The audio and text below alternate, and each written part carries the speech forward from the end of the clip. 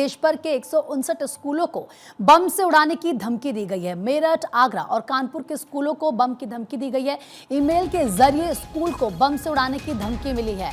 तो देखिए लगातार किस तरीके से स्कूलों को बम से उड़ाने की धमकी दी जा रही है। दिल्ली के कई ऐसे स्कूल फिलहाल हाल के दिनों में आपने देखा जिनको बम से उड़ाने की धमकी दी गई। अब आप देखिए मेरठ, आगरा और कानपुर के स्कूलों को बम की धमकी मिली है।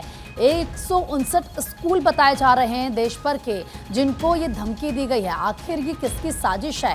कौन इस तरह की बार बार धमकी दे रहा है? क्योंकि लगातार आप देखिए इससे किस तरीके से जो आप कह सकते हैं कि बच्चों की पढ़ाई प्रभावित होती है। जाहिर सी बात है जब धमकी दी जाती है, धमकी मिलती है किसी भी स्कूल को, उसके बाद तुरंत वहां से परिसर को खाली कराया जाता है, जांच कराई जाती है। लेकिन सवाल सबसे बड़ा ये कि आखिर कौन है इसके पीछे? कौन इस तरह की नापाक साजिशें लगातार रच रहा है? कौन है? कहां से इस तरह के मेल लगातार आ रहे हैं? क्योंकि 159 स्कूल बताए जा रहे हैं देश भर के जिनको बम से उड़ाने की धमकी दी गई है। इसमें मेरठ, आगरा और कानपुर के स्कूल भी हैं जिनको ये धमकी दी गई है। ईमेल आया, ईमेल के जरिए ये धमकी दी गई। अब ये ईमेल कहां से आया, क्या इस ईमेल का सोर्स है, इसको लेकर अब जांच की जा रही है। लेकिन जैसे ही बम की धमकी मिली उसके बाद जाहिर सी बात है हड़कंप की स्थिति यहां पर हो जाती है। परिसर को खाली कराया जाता है, जांच की जाती है पूरे स्कूल की। और लगातार पिछले काफी लंबे समय से हम स्कूलों को देख लें, हॉस्पिटल्स को देख लें, इस तरह की धमकी दी जा रही है।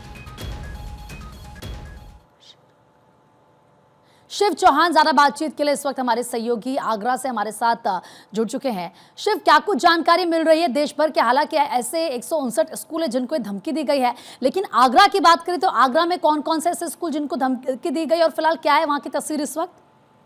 देखिए, आगरा शहर की तकरीबन आधा दर्जन से अधिक ये स्कूल है जिनमें एक ईमेल के जरिए एक मेल पहुंचता है और उस ईमेल में लिखा होता है कि स्कूल एंड ऑफ बॉम्ब। और इसके बाद स्कूल परिसर में हड़कंप मच गया। आनंद फानन में आगरा पुलिस के अधिकारियों को इसकी सूचना दी गई और सूचना देने के बाद पुलिस मौके पर पहुंची। बम स्क्वाड पहुंचा, बम डिस्पोजेबल डॉग स्क्वाड पहुंचा और तमाम छानबीन के बाद कोई भी स्कूल परिसर में संदिग्ध वस्तु नहीं मिली, जब कई राहत की सांस ली। हालांकि बताया जा रहा है, विशेषज्ञों का मानना है कि बीटीएम और डार्क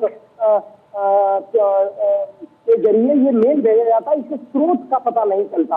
हालांकि ये पूर्व में भी इस तरह के मेल आए हैं। पुलिस इस पूरे मामले की गंभीरता से ले रही है और ये पता कर रही है कि आखिर ये मेल कहां से आया है। बिल्कुल, ये चिंता का विषय है। शिव, बहुत बहुत शुक्रिया आपका तमाम जानकारी देने के लिए। हालांकि आपके पास ठीक ढंग से हम तक नहीं पहुंच पा रही है। तो देखिए किस तरीके से आगरा में कई ऐसे स्कूल हैं जिनको बम से उड़ाने की धमकी दी गई है। सोर्स इसका क्या है ये अभी क्लियर नहीं हो पाया है, लेकिन जांच फिलहाल इस पूरे मामले में की जा रही है।